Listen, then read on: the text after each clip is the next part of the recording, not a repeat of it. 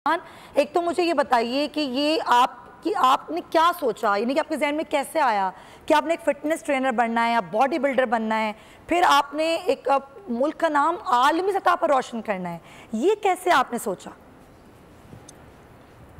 जी, सबसे पहले अस्सलाम वालेकुम।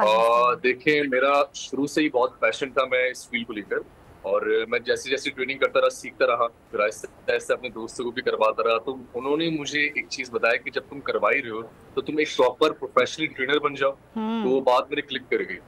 तो आई वाज लाइक यार, अब ठीक है, एक ये जर्नी स्टार्ट करते हैं।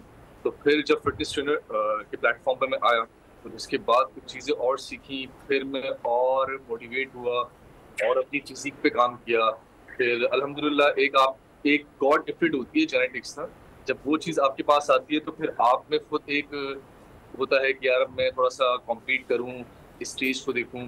तो उसके बाद फिर मैंने प्रेप करना शुरू किया। फिर मेरे जो कोच हैं अफाक भाई, उन्होंने मुझे बहुत मोटिवेट किया।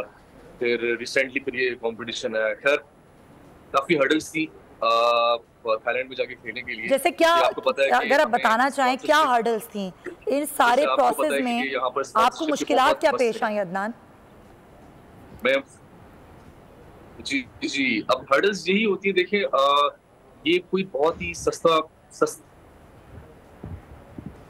जी देखिए हर्डल्स ये पेश चाहिए क्योंकि ये बहुत ही सस्ता शौक नहीं है। बॉडी बिल्डिंग बहुत ही एक्सपेंसिव गेम है। आपकी डाइट, आपकी training fees, each and everything.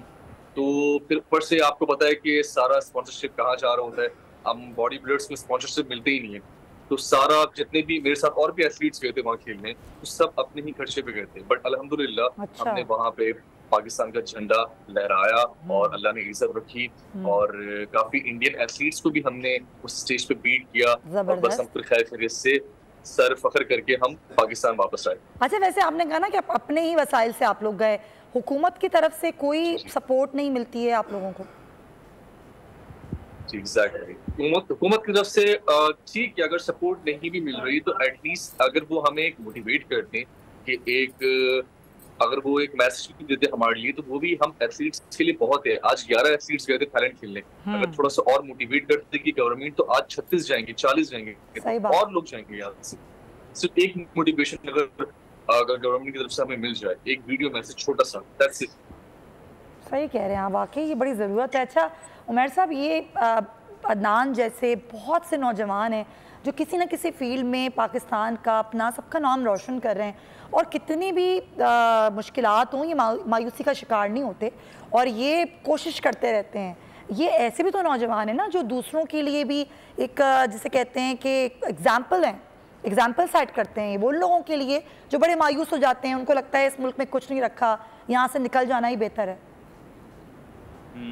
जी बिल्कुल, ऐसे ही आपको हज़ारों कहानियाँ मिलेंगी। एक तो मुबारक इस कहानी पे भी, और बेशुमार स्पोर्ट्समैन ख़ास तौर पे जो बगैर स्पॉन्सरशिप्स के पाकिस्तान का झंडा लहराते हैं, खुद से हमने सुना है और उनकी कहानियाँ बाद में पता चलती हैं। कुछ ऐसे भी हैं जो कि गवर्नमेंट की नज़र में आ जाते हैं, इदारों की नज़र में आ जाते हैं, कॉर्पोरेट इदारों की नज़र में, तो वो फंड भी हो जाते हैं। आपको ऐसी भी कहानियाँ मिल जाएंगी। तो पाकिस्तान बहुत बड़ा मुल्क है, दुनिया का 5वां बड़ा मुल्क है गालिबन। तो 5वें बड़ा मुल्क, और उसमें 60% जवान हैं।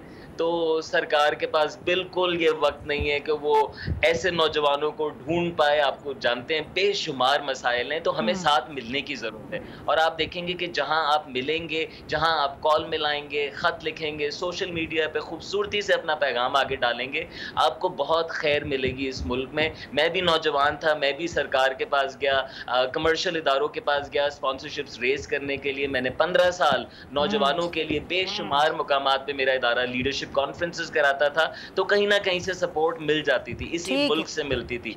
फिलैंथ्रोपिस्ट भी मिलते थे, यानी वो इंडिविजुअल्स जिन्होंने बहुत पैसा कमाया है और वो नौजवानों को स्कॉलरशिप्स देते हैं या कम्युनिटी के इनिशिएटिव्स को फंड करते हैं। तो नौजवानों, दिल ना हारें, यकीनन आपके लिए कुछ ना कुछ सामान जरूर मौजूद है। बड़ी खूबसूरत बात की आपने, यही तो चाहिए था मुझे। हमारे नौजवानों को ऐसे ही मैसेज, ऐसी जो है वो एक उम्मीद चाहिए कि मोटिवेशन आप जैसे लोगों से मिलती रहे।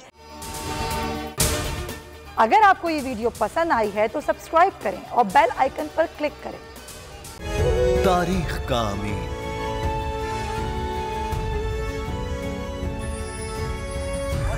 आजादी की अलामत।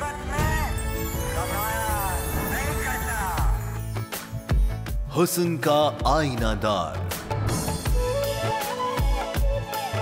फिक्रो नजरिए की अक्कास,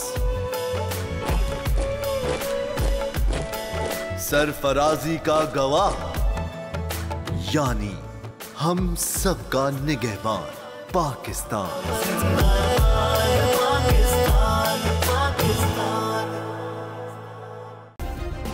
सब्सक्राइब करें और बेल दबाएं ताकि कोई खबर रह न जाए।